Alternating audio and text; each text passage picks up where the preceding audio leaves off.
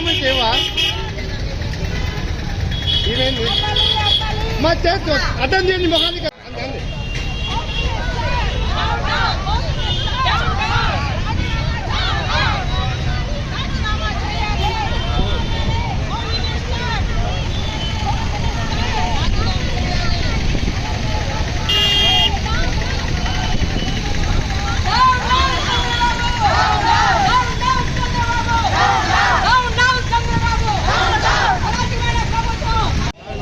टिका चलेंगे क्या बात है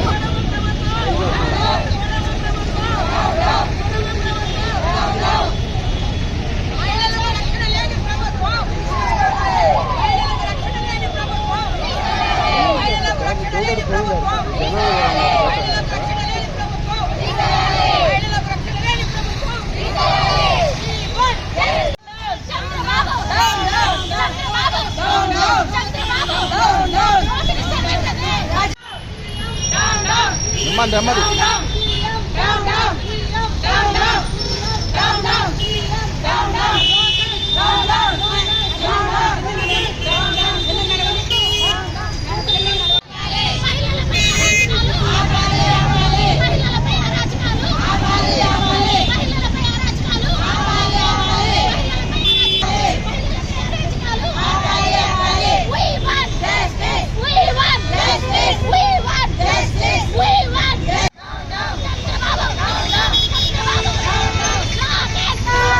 Kalau lagi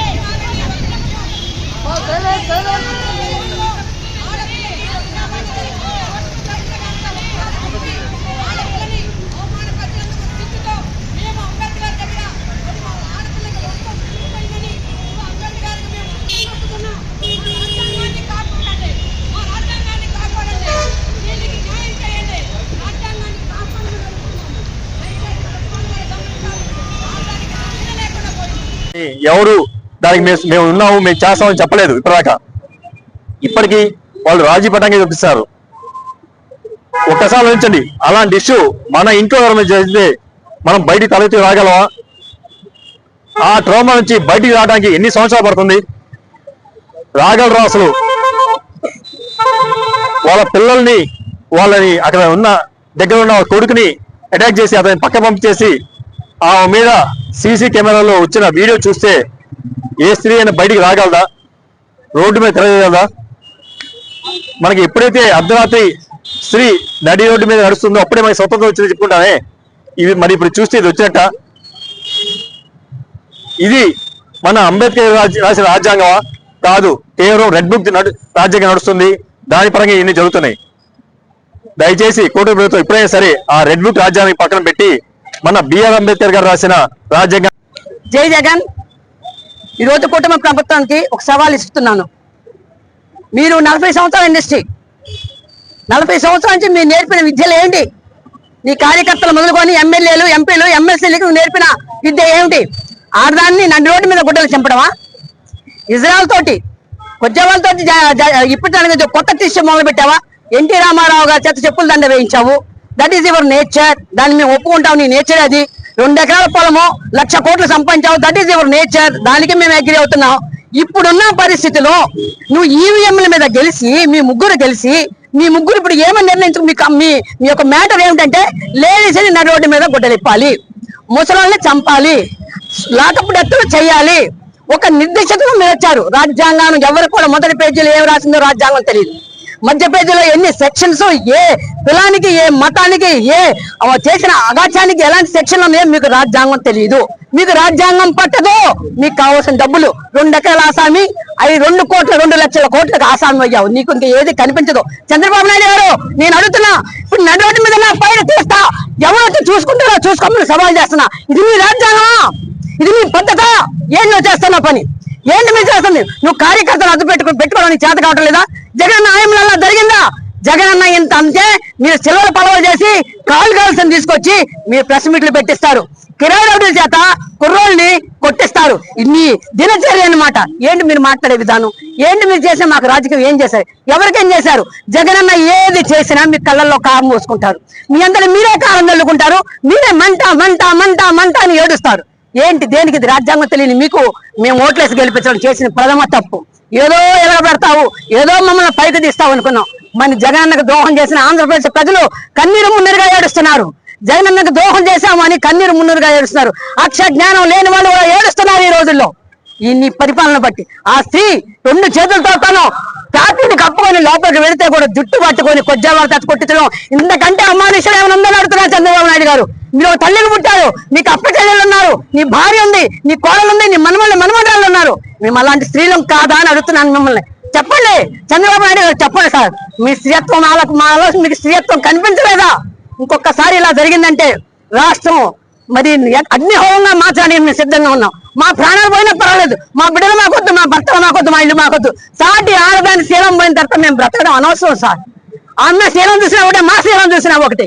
మీరు నీచాతి నీచంగా ప్రవర్తిస్తున్నారు. మీ ప్రవర్తన మార్పు చేసుకోండి, మీ ప్రవర్తన మార్పు చేసుకోండి సార్, మార్పు చేసుకోండి. ఎందుకు చెప్తున్నా అర్థం చేసుకోండి. జగనన్న మీద పడి ఏడవడం కాదు, వైఎస్ఆర్ పార్టీ మీద పడి ఏడవడం కాదు.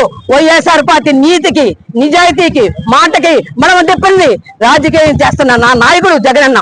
మాకు కొన్నంత ఆంధ్రప్రదేశ్ ప్రజలకి జగనన్న అంటే మీకు భయము, వణుకు.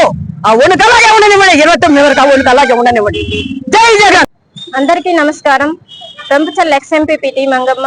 ఈ రోజు ఈ నిరసన కార్యక్రమం ముఖ్య ఉద్దేశం ఏంటంటే, నిన్న గుంటూరులో జరిగిన 15వ తారీఖు జరిగిన కృష్ణ బాబు కాలనీలో మల్లెల మూర్తి అనే ఒక టీడీపీ కార్యకర్త చేసిన విధ్వంసానికి ఈ రోజు అంబేద్కర్ గారికి మనము ఒక వినతి పత్రం అందజేయటం జరుగుతుంది. ఆ రోజు రాజ్యాంగాన్ని రచించిన డాక్టర్ బిఆర్ అంబేద్కర్ గారు దేశానికి పౌరులు, అలాగే మహిళలు, అలాగే అణగారిన వర్గాలు, బడుగు బలహీన వర్గాలకి రాజ్యాంగ భద్రత కల్పించారు. ఈ రోజు ఆ భద్రత ఏమైంది? మీరు రెడ్ బుక్ రాజ్యాంగాన్ని అమలు పరుస్తూ రెడ్ బుక్ రాజ్యాంగాన్ని రాష్ట్రం అంతటా కూడా మహిళల పట్ల అనైక్యతగా అవమానకరంగా చూస్తా ఉన్నారు. ఇది దుశ్శాసన పర్వతంలో చేశారు. ఎందుకంటే ఒక మహిళ మీద టీడీపీ కార్యకర్త మహిళే, ఆమె కూడా టీడీపీ కార్యకర్త ఒక గుండాల్లాగా ప్రవర్తిస్తుంటే జరుగుతుంది. గల్లా మాధవి గారు అన్నారు, ఆయన సస్పెండ్ చేశాము మూర్తి గారిని అని చెప్పేసి. సస్పెండ్ చేయటం అనేది ఊరికే పత్రికా విలేకరుల సమక్షంలో మాట అనటమే తప్పించి, మీరు సస్పెండ్ చేయటం కాదు, క్రిమినల్ కేసులు పెట్టండి, వాళ్ళని జైలుకి పంపించండి. అప్పుడే ప్రజలకు న్యాయం జరుగుతుంది. అలాగే మరి ముఖ్యంగా మహిళలకు కూడా న్యాయం జరగాలి అని అంటే క్రిమినల్ కేసులు పెట్టి జైలుకి పంపించినప్పుడే న్యాయం జరుగుతుందని కూడా మీ అందరికీ తెలియజేసుకుంటున్నాను. అలాగే రాజ్యాంగం బద్ధంగా అమలు జరగాలి తప్పించి మీకు మీరు రాజ్యాంగం అమలు పరుచుకుంటే ఇది అంబేద్కర్ రచించిన రాజ్యాంగానికి అర్థమే లేకుండా పోతుందని చెప్పేసి మీకు అందరికీ తెలియజేసుకుంటూ, మహిళలందరము కూడా అలాగే వైసీపీ కార్యకర్తలు అందరము కూడా ఆ మహిళకు న్యాయం జరిగేదాకా కూడా మేమందరం కూడా పోరాడతామని చెప్పేసి మేము డిమాండ్ చేస్తున్నాము.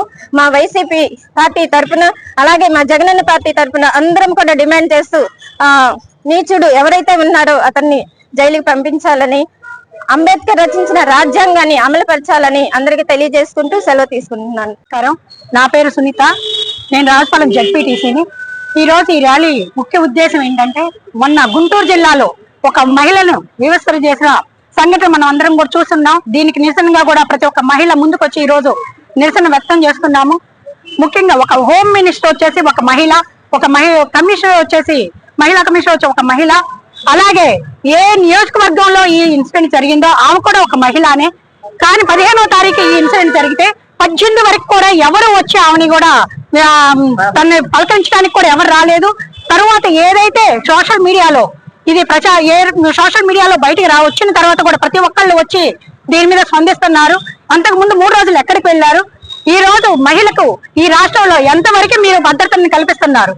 అలాగే అంతకుముందు అత్యాచారాలు జరిగేవి, మహిళల పట్ల పలు రకాలుగా వేధించారు. కానీ ఈ రోజు కొత్తగా కూడా మీరు కొత్త తెర తీసుకొచ్చారు కొత్త ఇన్సిడెంట్ కి. అలాగే మహిళలను వివసం చేసేసి వాళ్ళ పరువులు తీస్తున్నారు. మీరందరూ కూడా ఒక మహిళ అయి ఉండి కూడా మహిళలకు ఏ న్యాయం చేస్తున్నారని కూడా అడుగుతున్నాము. వైఎస్ఆర్ గవర్నమెంట్ ప్రభుత్వంలో మహిళలకు రక్షణగా కూడా చాలా తీసుకొచ్చారు, తీసుకొచ్చారు. అన్ని విధాలు కూడా మహిళలకు భద్రతను కల్పించారు. మీ ప్రభుత్వంలో మహిళలకు భద్రత ఎక్కడికి వెళ్ళిందని కూడా ఈ సందర్భంగా నేను ప్రశ్నిస్తున్నాను. కూటమి ప్రభుత్వం ప్రతి ఒక్కళ్ళు కూడా జరిగిన ఈ సంఘటనకి ప్రతి ఒక్కళ్ళు కూడా బాధ్యత వహిస్తూ దీనికి ఏ సమాధానం ఇస్తారో కూడా తెలియజేయాల్సిందిగా కోరుకుంటూ, ప్రతి ఒక్క మహిళకు మీరు న్యాయం చేయాల్సిందిగా కోరుకుంటూ సెలవు తీసుకుంటున్నాను. జై జగన్.